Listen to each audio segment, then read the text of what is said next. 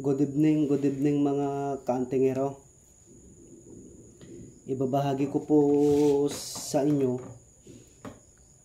ang kaalaman ko po sa paggagamot.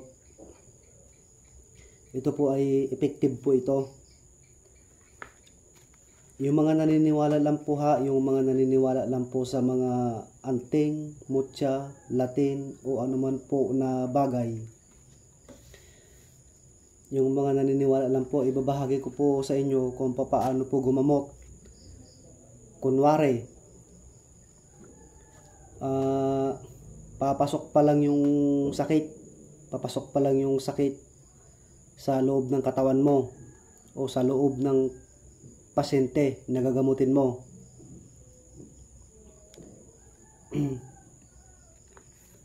Tatlong beses mo bibigkasin o 9 na beses mo bibigkasin itong Latin na itong ipapakita ko para mag-effective sa kanya. Kumuha po ng baso na may laman po na tubig, kung puno o kalahati lang po, yung kaya pong inumin ng pasyente o kaya mong inumin. Example po,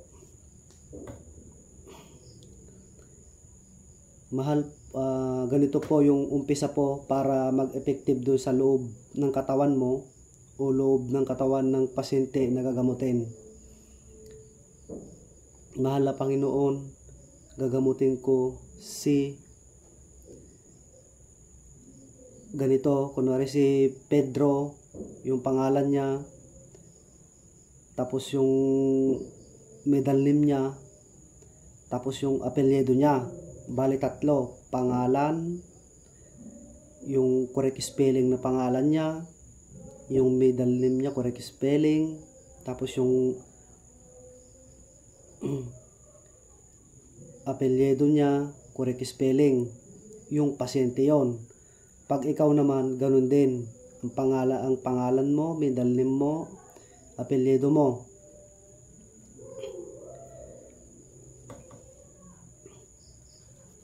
Umpisaan po natin.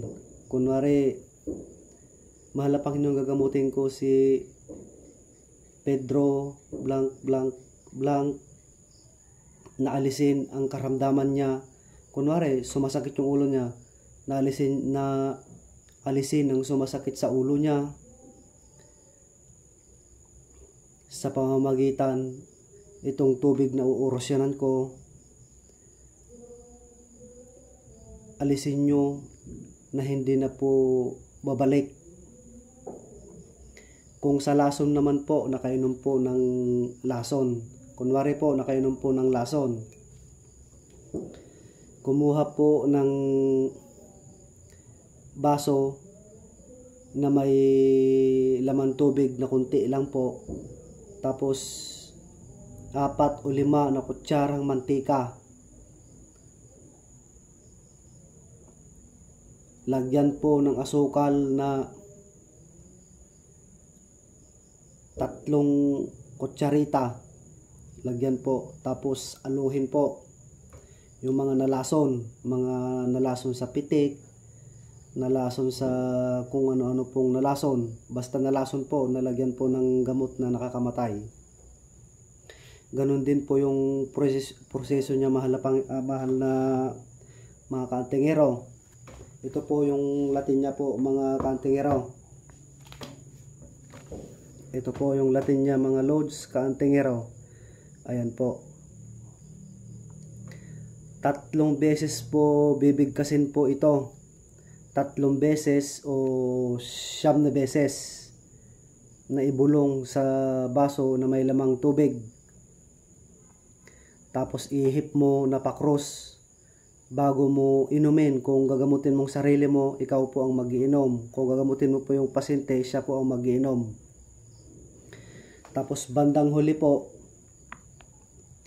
magpasalamat ka sa Panginoon yung ininom mo na gamot mo, na pinadaan mo sa tubig. Kung nalason naman, itatain niya po yon yung lason po o pitik o ano po yan na nakain niya or isusuka. Basta ibigkas po itong Latin po na ito.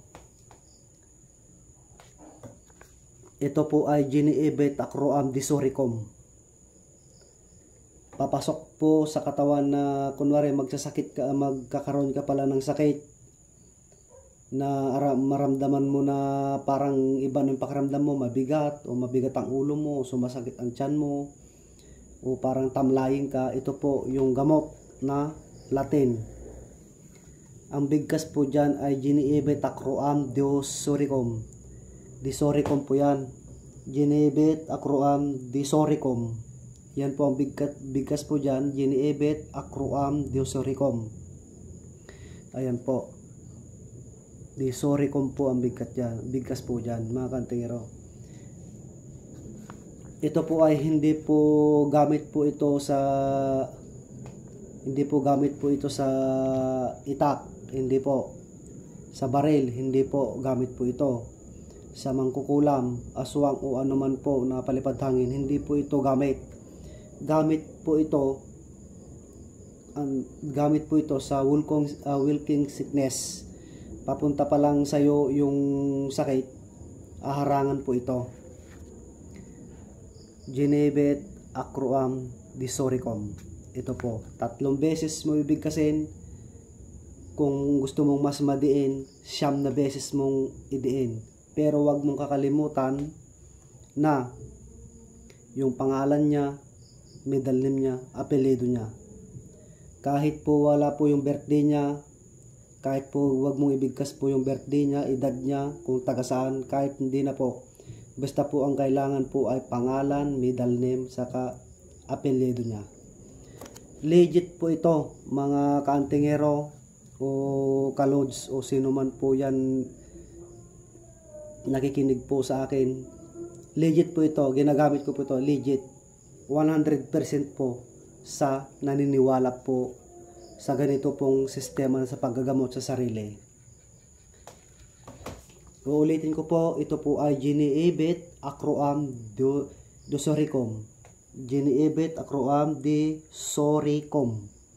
Ito po. Marami po ito sa paggagamot po, mga kaantingero. Ito naman po yung libro.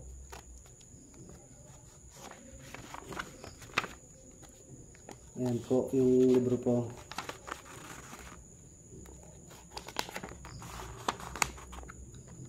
Ayan po. Ayan. Yan yung mga nilalagay ko sa loob po ng mga bao. Ito po, mga kantingero.